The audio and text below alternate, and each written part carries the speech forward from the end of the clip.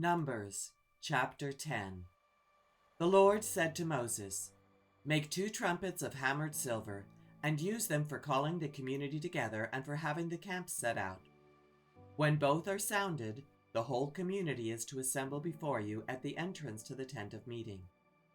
If only one is sounded, the leaders, the heads of the clans of Israel, are to assemble before you. When a trumpet blast is sounded, the tribes camping on the east are to set out. At the sounding of a second blast, the camps on the south are to set out. The blast will be the signal for setting out. To gather the assembly, blow the trumpets, but not with the signal for setting out. The sons of Aaron, the priest, are to blow the trumpets. This is to be a lasting ordinance for you and the generations to come. When you go into battle in your own land against an enemy who is oppressing you, sound a blast on the trumpets. Then you will be remembered by the Lord your God and rescued from your enemies. Also at your times of rejoicing, your appointed festivals and new moon feasts, you are to sound the trumpets over your burnt offerings and fellowship offerings, and they will be a memorial for you before your God. I am the Lord your God. On the 20th day of the 2nd month of the 2nd year, the cloud lifted from above the tabernacle of the covenant law.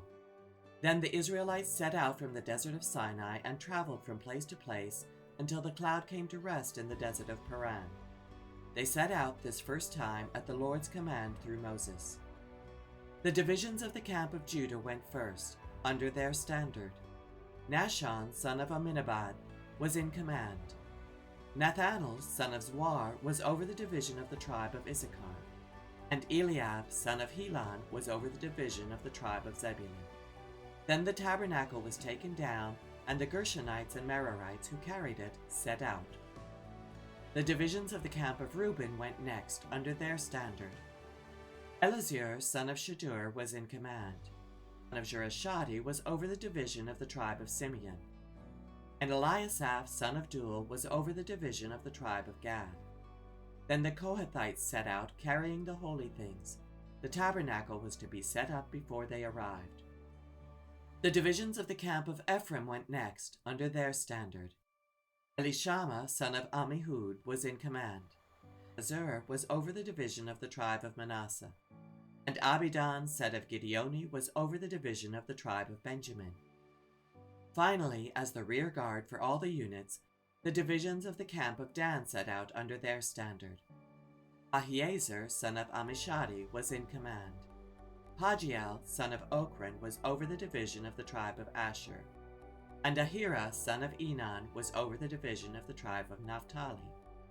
This was the order of march for the Israelite divisions as they set out. Now Moses said to Hobab, son of Reuel the Midianite, Moses' father-in-law, "We are setting out for the place about which the Lord said, 'I will give it to you.' Come with us and we will treat you well, for the Lord has promised good things to Israel." He answered, "No, I will not go. I am going back to my own land and my own people." But Moses said, "Please do not leave us. You know where we should camp in the wilderness, and you can be our eyes. If you come with us, we will share with you whatever good things the Lord gives us." So they set out from the mountain of the Lord and traveled for 3 days. The ark of the covenant of the Lord went before them during those 3 days to find them a place to rest. The cloud of the Lord was over them by day when they set out from the camp. Whenever the ark set out, Moses said, "Rise up, Lord, may your enemies be scattered, may your foes flee before you." Whenever it came to rest, he said, "Return, Lord, to the countless thousands of Israel." Numbers chapter 11. Now the people complained about their hardships in the hearing of the Lord, and when he heard them, his anger was aroused. Then fire from the Lord burned among them and consumed some of the outskirts of the camp. When the people cried out to Moses, he prayed to the Lord, and the fire died down. So that place was called Taberah, because fire from the Lord had burned among them. The rabble with them began to crave other food, and again the Israelites started wailing and said, "If only we had meat to eat.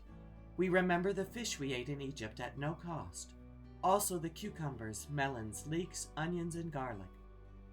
But now we have lost our appetite. We never see anything but this manna." The manna was like coriander seed and looked like resin. The people went around gathering it and then ground it in a hand mill or crushed it in a mortar. They cooked it in a pot or made it into loaves, and it tasted like something made with olive oil. When the dew settled on the camp at night, the manna also came down. Moses heard the people of every family wailing at the entrance to their tents. The Lord became exceedingly angry, and Moses was troubled. He asked the Lord, "Why have you brought this trouble on your servant? What have I done to displease you that you put the burden of all these people on me? Did I conceive all these people? Did I give them birth? Why do you tell me to carry them in my arms, as a nurse carries an infant, to the land you promised on oath to their ancestors? Where can I get meat for all these people? They keep wailing to me, 'Give us meat to eat.' I cannot carry all these people by myself. The burden is too heavy for me. If this is how you are going to treat me, please go ahead and kill me. If I have found favor in your eyes, and do not let me face my own ruin." The Lord said to Moses, "Bring me 70 of Israel's elders who are known to you as leaders and officials among the people. Have them come to the tent of meeting, that they may stand there with you. I will come down and speak with you there, and I will take some of the power of the Spirit that is on you and put it on them. They will share the burden of the people with you so that you will not have to carry it alone. Tell the people, 'Consecrate yourselves in preparation for tomorrow, when you will eat meat.' The Lord heard you when you wailed, 'If only we had meat to eat. We were better off in Egypt.' Now the Lord will give you meat, and you will eat it. You will not eat it for just 1 day or 2 days or 5, 10, or 20 days, but for a whole month, until it comes out of your nostrils and you loathe it, because you have rejected the Lord who is among you, and have wailed before him, saying, 'Why did we ever leave Egypt?' But Moses said, 'Here I am among 600,000 men on foot, and you say, I will give them meat to eat for a whole month. Would they have enough if flocks and herds were slaughtered for them? Would they have enough if all the fish in the sea were caught for them?' The Lord answered Moses, 'Is the Lord's arm too short? Now you will see whether or not what I say will come true for you.' So Moses went out and told the people what the Lord had said. He brought together 70 of their elders and had them stand around the tent. Then the Lord came down in the cloud and spoke with them. And he took some of the power of the Spirit that was on him and put it on the 70 elders. When the Spirit rested on them, they prophesied, but did not do so again. However, 2 men, whose names were Eldad and Medad, had remained in the camp. They were listed among the elders, but did not go out to the tent. Yet the Spirit also rested on them, and they prophesied in the camp. A young man ran and told Moses, 'Eldad and Medad are prophesying in the camp.' Joshua, son of Nun, who had been Moses' aide since youth, spoke up and said, 'Moses, my lord, stop them.' But Moses replied, 'Are you jealous for my sake?